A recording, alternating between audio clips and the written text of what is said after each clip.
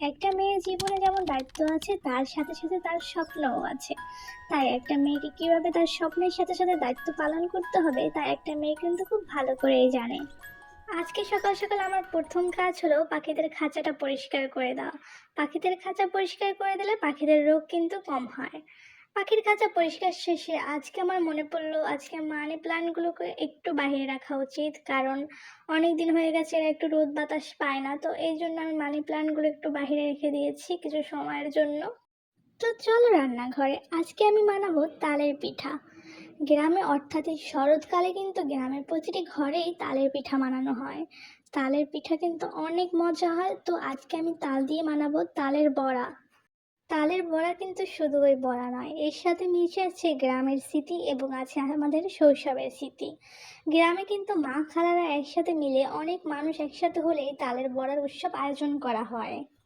হাঁড়িতে তালের মিশ্রণ, তার সাথে নারকেলের কুচি এবং তার সাথে মিঠা মিশিয়ে গোল গোল করে কিন্তু এই বড়াটি বানানো হয়।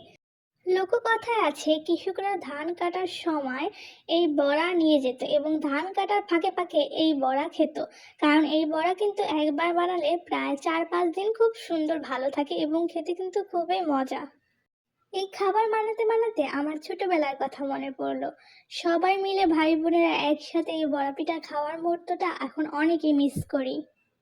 যেহেতু আমি জীবনে প্রথমবার তালের পিঠা বানাবো, তো সেহেতু কিরকম হবে সেটা জানি না, তো মোটামুটি ভালো করার চেষ্টা করব। কারণ আমি এর আগে কখনো তালের পিঠা নিজের হাতে বানাই নাই, তাই প্রথমবার তালের পিঠাটা কিরকম হবে এটা নিয়ে খুব চিন্তায় আছি। তবে আশা করি ভালো হবে। তো চলুন দেখে আসি কেমন হলো আমার তালের পিঠা। এই যে আমার তালের পিঠা রেডি। কথায় আছে যে রাধে সে চুলো বাঁধে। তো যেহেতু পিঠা বানানো শেষ, এখন আমার দুপুরের খাবার রান্না করতে হবে। তো দুপুরের খাবার রান্না করার জন্য চলে গেলাম, ফ্রিজ থেকে চিচিঙ্গা নামিয়ে নিলাম। আজকে বানাবো চিচিঙ্গা দিয়ে বাইলা মাছ ভুনা। তো এই খাবারটা কিন্তু অনেক মজা, এই কারণে আমি চিচিঙ্গাগুলো সুন্দর করে এখানে কেটে নিয়েছি। চিচিঙ্গাগুলো কাটা শেষ, প্রায় চিচিঙ্গাগুলো কাটা শেষ হওয়ার পর আমি এখানে পেঁয়াজগুলোকে খুব সুন্দর করে কেটে নেব। পেঁয়াজগুলো কিন্তু শুধু, যেহেতু বাইলা মাছ রান্না করব এখানে শুধু পেঁয়াজগুলোকে সুন্দর করে কেটে নিতে হবে। পেঁয়াজ যতবারই কাটি ততবারই কান্না করতে হবে। পেঁয়াজ কাটার সময় নাক দিয়ে চোখ দিয়ে পানি বের হবেই। এই পেঁয়াজ কাটার জ্বালায় আমি পেঁয়াজ কাটতে আমার একেবারে মন চায় না। এদিকে আমি ভাতটা বসিয়ে দেব, এরপর আমি মাছগুলোকে সুন্দর করে ভেজে নিলাম।